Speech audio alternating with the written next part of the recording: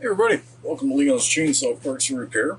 Got something a little different we're going to do today. I want to show you something that I picked up on eBay a couple months ago. Well, feels like a couple months, it could have been 6. Whatever, bear with me. It's a guide bar that has something that some of you guys may or may not have seen before. Same thing on the other side. Tournament of Kings. What is that? Well, we'll get into that in just a second. This bar, like I say, I got on eBay. You can see it's got rust. You can also see it's glossier than hell. Why is that? Well, I clear coated it. So I didn't want to risk any more damage occurring to this thing. Making sure I didn't put a fingerprint in that clear. I want to preserve this. And I'm not sure yet. I want to do a little more investigative work on what saws were actually used at these events, and I'd like to do up a vintage saw of that era to put this on, because that would just be cool to me. So if I hang this back up where it's out of the way, it came with a Homelite chain that doesn't appear to have ever cut. Turn it around so you can see the 38 that's on the drive tangs there. That means this is Homelite's 3/8 chain for the larger saws. Not low profile, that was the 37 stuff. So anyway, I don't know if that bar was something that was a souvenir from one of the contests, or if it was actually run in the contest. That's a 24-inch bar, which doesn't, based on what I found, I think that would mean it was from, if it was actually used in one of those contests, it was from after the first one.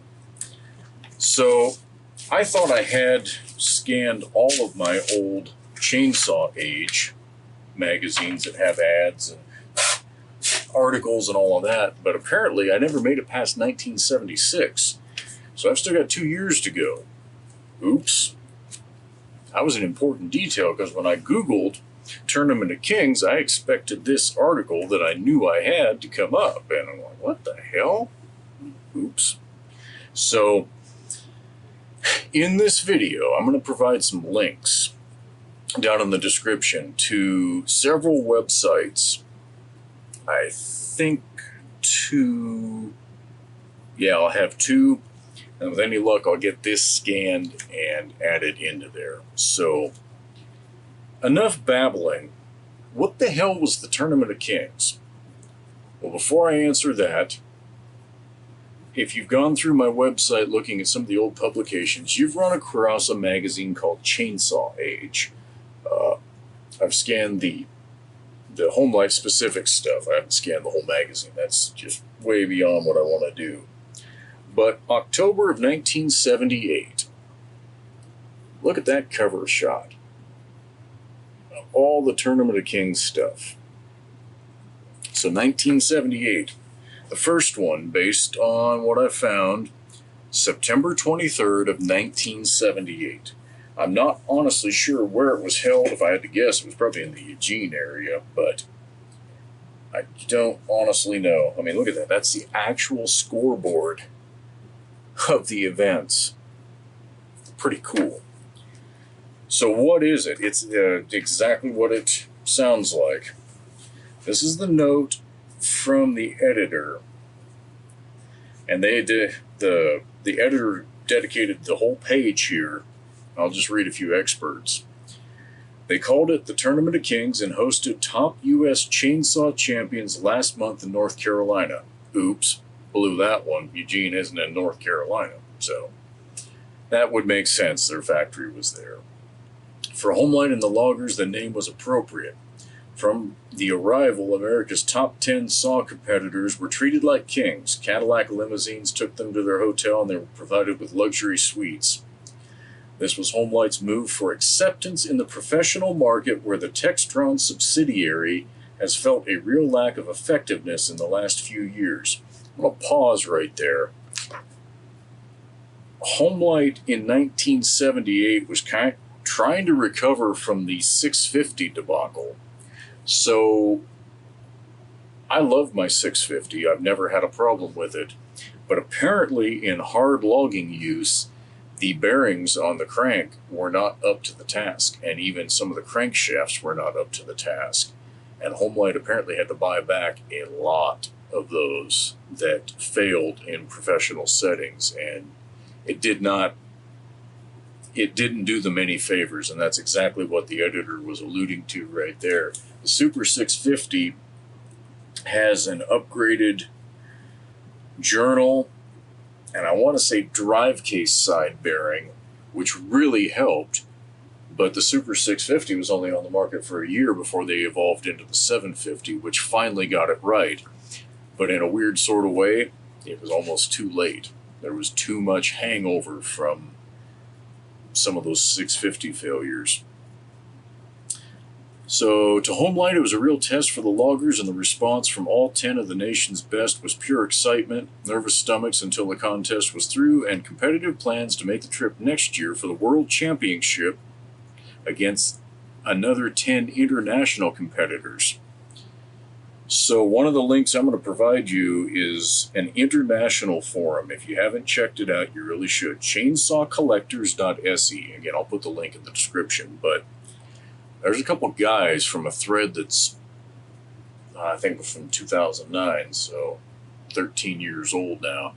Guys who competed in some of these. So it would have been the 79 or later, and that's pretty cool. All right, so they had the wine and dine, blah, blah, blah. Following lunch, competitors were taken to Homelite's corporate headquarters, where a standing room only press conference was held and television cameras rolled. Then the cutters proceeded to test the two new Homelite 550 chainsaws they would be using the following day, and sharpen the new Carlton Magna chisel chain Homelite specifically ordered for the event. Now, I've read various versions of that where the 5 main events before the speed cutting, you weren't allowed to customize the chain. You just had to run it as it was. So I'm not clear on those details. All right.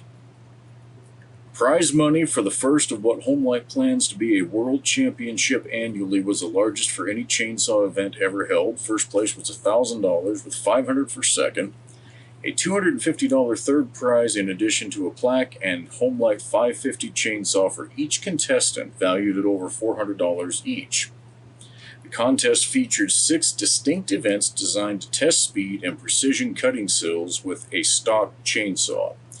And those skills were indeed tested with the lead jumping hands continuously. In the first event, competitors had to bore through a log with speed and accuracy to burst balloons and cut within a limited area. Jack Stewart won the event to take an early lead, and then Ron Johnson captured the precision cutting event, following a line with both upward and downward cuts.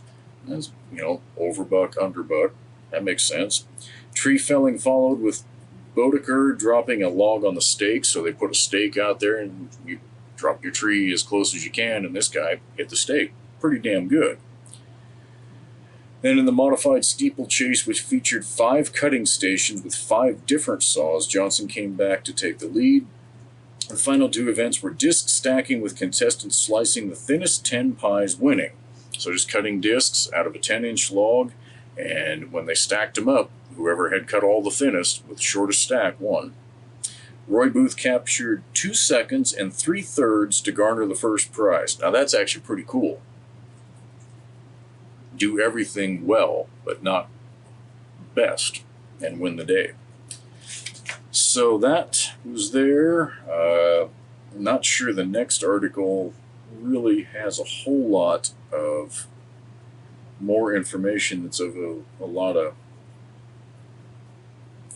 importance, but the 550 was what they were using in this for all events in 1978. So I'm going to say that was the introduction to, the 550. This was a marketing ploy. I mean, let's be real. Got them a lot of PR. It's not a bad idea, quite frankly.